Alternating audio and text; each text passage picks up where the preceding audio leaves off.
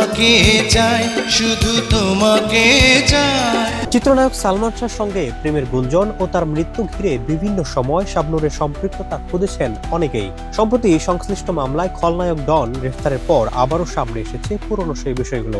যেও না কখনো দূরে।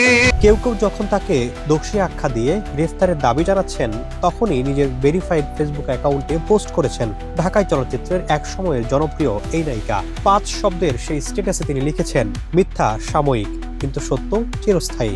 তোমারই প্রেমে পাগল পরা। সালমান শাহর মৃত্যু রহস্য উন্মোচন নিয়ে দীর্ঘদিন ধরে বিভিন্ন মহল থেকে দাবি উঠে এসেছে।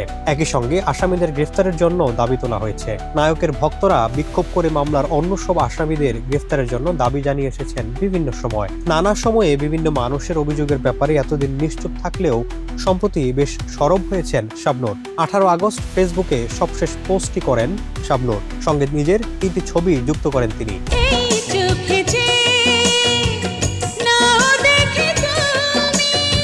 এর আগে গত 8 আগস্ট রিজভির গালগল্প ও অসত্য বয়ান শিরোনামে দীর্ঘ একটি পোস্ট দিয়েছিলেন এই নায়িকা, যেখানে চিত্রনায়ক সালমান শাহর মৃত্যুতে তার সম্পৃক্ততার অভিযোগ এবং নিজের সঙ্গে সালমান শাহ হত্যা মামলার রাজসাক্ষী রিজভী আহমেদ ওরফে ফরহাদের প্রেম ও বিয়ের দাবিকে সরাসরি নাকচ করেছিলেন এই নায়িকা।